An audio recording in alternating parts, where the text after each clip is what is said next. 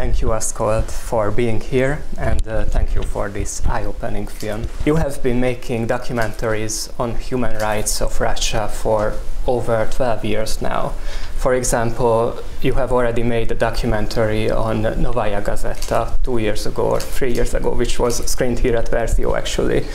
Was there ever a moment or an event in your life when you decided that this will be your mission, to make documentaries? Thank you very much. Good evening. Thanks for having me. Thanks for coming. First step was when I just discovered a documentary for myself, because it was interesting that I didn't know that I'm going to be a filmmaker, because I couldn't find myself for a long period, and once it was just a dream, when I saw in my dream that I'm film director and making movie, but it was like feature films. Once I participated a workshop of Marina Razbeshkina, which is famous Russian documentarian and documentary teacher. And she showed a film documentary for the audience. It was an eye-opening for me, because I have never watched documentaries like that, and I never had an idea that it's even possible to get so close to character, to their life, and to capture this life, and to make a film from this reality. So it was first step, but I was involved to political and social and human rights films later, when I graduated from this film school, and it was 2011 actually, and the biggest protest movement started in Russia because of massive falsification during parliament elections. And we were students and just graduated from film school. We were invited, by the way, by Dmitry Muratov, the chief editor of Novaya Gazeta, to make this film. And he said, we didn't have this kind of political and social activity in Russia for 30 years, and we don't have any good documentary from that period, and let's do this. And we made this film, Winter Go Away, and I think it also was on Versio maybe, but it was premiered at Locarno and many festivals. It was my first political film, and it was kind of activity, because before we started making this film, I found myself hesitating, because I do want to be part of this protest movement, but I don't know how. I don't see, let's say, my flags. And only after we were invited to make documentary, I realized that this is actually my way. This is my flag, this is my camera, and I can be part of this protest movement with camera capturing. This film starts half a year before the war. What was your original topic? The initial idea was not absolutely, but much more different comparing to this. And again, it was Dmitry Muratov who said that 2022 we're going to have this date. It will be 100 years anniversary of so-called philosophership, when Soviet government just collected about 200 people, scientists, writers, philosophers, all the beautiful minds, and just banished them from country, deported to Germany by boat, by ship. This is why philosophership. Because these people were in some kind of intellectual opposition to Soviet authorities. And when Lev Trotsky, the head of the Soviet government, explained to some foreign journalists why did they do this, he said, we didn't have any ground to kill them, but no room to tolerate them. And after 100 years, it looked like the history repeated itself, and situation was not the same, not a ship, not a boat, but using this law about foreign agents, which is very powerful for censorship and for pressure to society and to journalists. For example, it's very effective. It's because of this law, many journalists and human rights defenders, they couldn't proceed their work in Russia, or it became too much difficult, and they have to leave country just to go on from abroad. And we started making film about these foreign agents, different kinds of foreign agents. We had journalists, we had Memorial, which is an end of film. We had sometimes very unexpected, like bibliophiles from Siberia, or some indigenous people organization, or soldiers' mothers organization, and so on. They all were just labeled as foreign agents for some kind of reasons, and we started filming them, and then the full-scale invasion started, and we just continued our work. And we realized, because when we started, it was absolutely unbelievable that we witnessed the Shadow Memorial. This is the oldest and one of the most important human rights organizations, which work with archives on victims of Stalin's repressions and political prisoners in nowadays Russia. And only after the war started, we finally understood why did they do this, because it was like a preparation, because anyone who is able to tell the truth or name things with its real names are undesirable. What was your target audience when you made this film? We didn't have an idea to make film for international audience, because our first aim was to make film for audience in Russia, just to show people what is going on.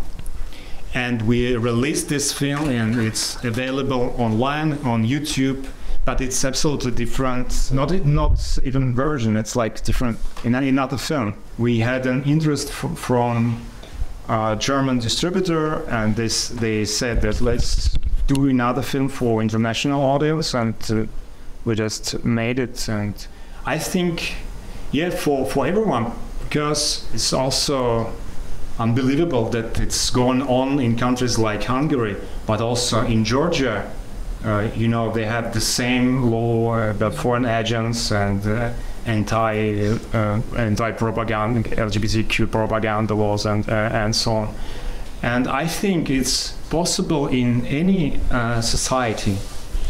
And I know sometimes the institutions are very strong and effective, but we see in Russia that democracy and freedom of speech and freedom itself, it's very fragile, and if you don't defend it every day, if you don't protect it all the time, it's very easy to lose it. Do you think, is there any aspect of this war that is not being represented at all right now in documentaries? Yeah, of course. I think there are many aspects, but I think it's well enough documented from Ukrainian side. But unfortunately, in Russia, it's almost impossible, because the censorship and repressions are very strict, and I know many of my colleagues had to leave country, and those who, as my co-director, who is Anonymous One, just because they chose to stay in Russia to continue their work. And I know they struggle a lot every day, because not only it's risky, because of all new laws, but also people are very afraid to meet journalists, documentarians, anyone with camera or microphone, just because nobody knows exactly what are the rules, what are the laws. You can be imprisoned for like or for a post on social networks, or some unconscious word you said to your neighbor. It looked like very close to Stalin's times and Soviet times. So this is why I think Or from Russian side, it's not so well documented. I was asking this because from an audience perspective, I think there are quite a few documentaries, thankfully, about the war from over the last 2 years or so. But is there a type of film that you are perhaps missing? we already have many films from Ukraine, not only by Ukrainian filmmakers, which are brilliant, also from foreign documentarians. Very different aspects of the war. We see the war in war zone, we see the war from the side of civilian people. And I think more films are now to be released, and which are now filming. I know about some very interesting projects to be released. If it is not a secret, can you tell us if you are working on a new film? Yeah, it's a secret. Okay. What is the name of this legal body which can declare that you are a foreign agent? Various of reasons, and they change the law all the time. They improve it to be as flexible as possible. And for example, Dmitry Muratov, he was labeled because of interview he gave to foreign media. Yeah, but is there a legal body which is, in this country right now we have something what is called the Office for the Defense of Sovereignty. Is there directly an institute which can declare that, okay, you are a foreign agent? We have a Minister of Justice, and they announce the new updated list of foreign agents almost every Friday. Okay. Yeah, just they work hardly all week long, but you don't know if you are going to be announced. You don't have any warning. Mm-hmm. You don't be called to some I don't know, conversation with this commissars or who was there, and you are not explained the reasons, because sometimes it's like an interview with foreign journalists, or sometimes, I don't know, you can get $20 from your grandmother from Australia for their birthday, and this is foreign money. They don't have to prove that you are foreign, that you work for foreign government, and you have some task from foreign institutions. Have you ever seen that video? What it was like late spring, early summer 2022, when the New York Times made a video on the massacre in Bucha, and they used tons of CCTV camera material.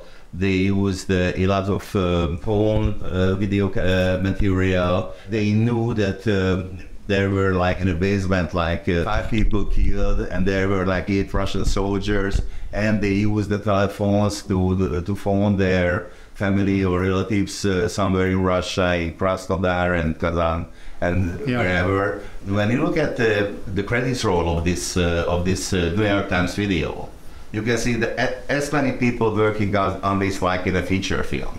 What do you think about filmmaking in an era when probably most of your life is somehow captured by motion picture? This is possible, of course, and by the way, I'm not sure on this festival, very good Ukrainian film Interception, which made from all the footage intercepted telephone calls from Russian soldiers to their families or girlfriends or yes, whatever. We have that film. Yes, they just used it in all, and they filmed the towns, the villages where these soldiers maybe made these calls from, but the soundtrack is all the phone call records, And we already have films like this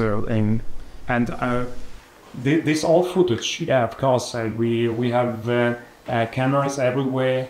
Once I watched an American film completely made from footage like this. It was a criminal drama, but documentary. But everywhere you have cameras on your house, on police officer, on your phones, and everywhere, and you can capture and tell a story from this kind of material. Also, the films can be a lot more personal as well, because you as a witness can be there and film your own version of the war. So I would like to congratulate you and your team on this. There is something that gives you hope about Russia, or maybe you've talked about this with your colleagues that remain in Russia, if there is something to be hopeful about in this current situation. It's very difficult because I started this conversation from the film Winter Go Away, which was made 12 years ago.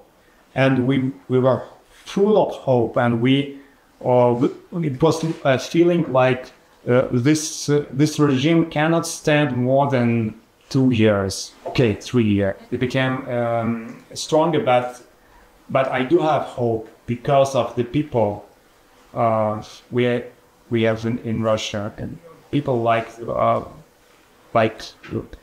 this in the film, and I know many of them, and I don't know, Alexei Navalny, who is a hero, and other people who don't afraid to protest and to work and to continue their professional work as well. They're real heroes. And of course, this is minority, but sometimes it's enough for changes. How can you show the Russian people in your movie? How can you show the people and relate it to the USA elections, as the power can change, or can something change, or what do you know about? YouTube is not banned so far because they need YouTube themselves for propaganda. This is why they cannot just ban it like this. They're working on this problem, but not succeed yet.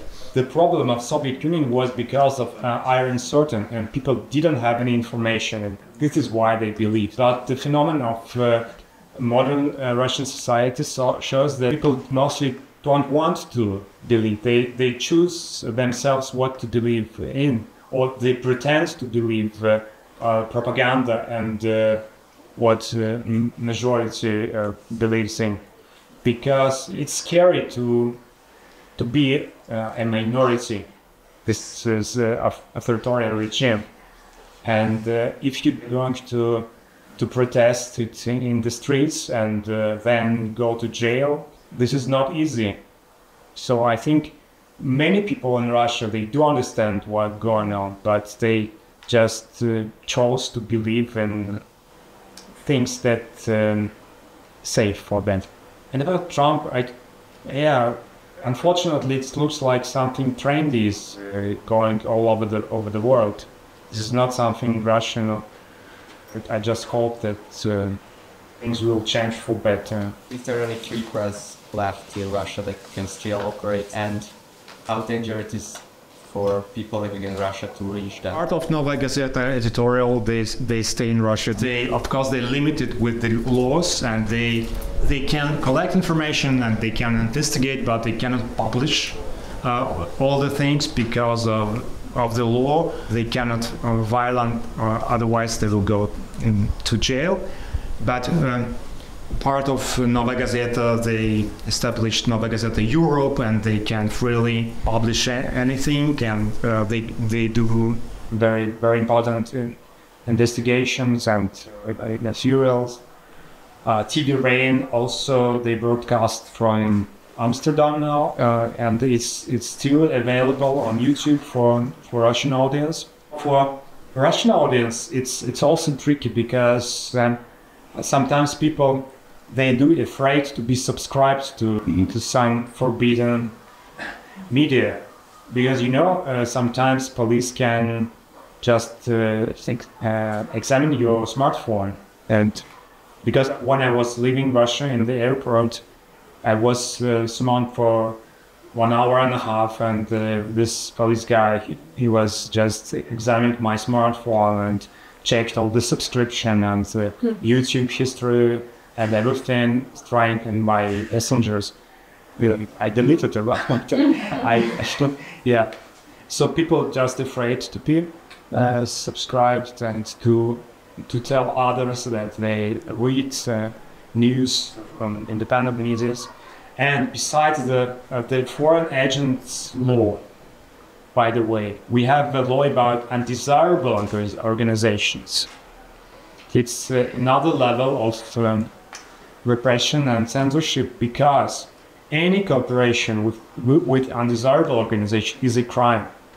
You can be put in jail because you are in cooperation with undesirable media outlets.